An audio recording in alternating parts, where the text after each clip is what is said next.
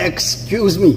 મિત્રો, જ્યારે તમે વિદેશમાં રહો છો ને ત્યારે તમે છે ને આ વર્ડ એક્સક્યુઝ મી વર્ડ વારે વારે સાંભળવા મળે છે.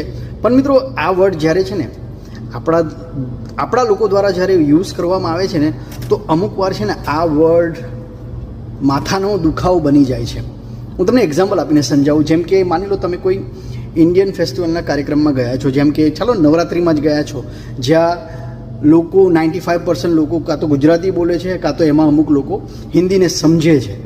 ત્યાં પણ જો તમારે કંઈક અમુક લોકો છે ને, હું ને રોંગ નથી, પણ મને એવું લાગે છે અમુક લોકોને આ એક્સક્યુઝ મી વર્ડ છે ને આપણા જ્યાં આપણો કાર્યક્રમ ચાલતો હોય, જે આપણી ભાષાને સમજતા હોય, ત્યારે જ્યારે લોકો એક્સક્યુઝ મી વર્ડ યુઝ કરે છે ને, કાં તો કોઈની જગ્યા, કોઈને એ જગ્યામાંથી પાસ થવું છે જ્યાં નેરો જગ્યા છે તેને હટાવવા માટે કે ભાઈ એક્સક્યુઝ મી મને જવા દો એમ. એટલે આપણે ગુજરાતીમાં જો કહીએ ને કે ભાઈ ભૈયા મુझे જાને દો ના, ભૈયા મુझे જાને દો ના હિન્દીમાં, અને એમ કહીએ કે ભાઈ ગુજરાતીમાં તો આપણે એવું કહીએ ભાઈ જરા જવા દેજો ને, જગ્યા આપજો ને, સમજ્યા? એટલે જગ્યા મળી જાય. પણ જ્યારે ગુજરાતીને સમજતા હોય, હિન્દીને સમજતા એવી જગ્યાએ એક્સક્યુઝ મી યુઝ કરવામાં આવે છે ને આપણા લોકો દ્વારા, ત્યારે ખરેખર અમુક વાર છે ને યાર થોડા તો વાગે જ છે. શું કહેવું તમારું?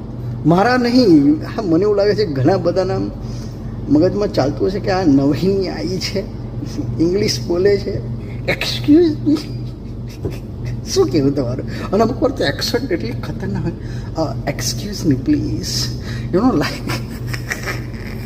તો કોની સાથે આવું થયું છે અને લાઈક એમને એવું લાગ્યું છે કે આ જરા ઓવર થઈ રહ્યું છે, એક્સક્યુઝ મી વાળું ઓવર થઈ ગયું છે. એવું ના કહેવાય ભાઈ, જરા જવા દો, જરા કે બેન થોડું જવા દો.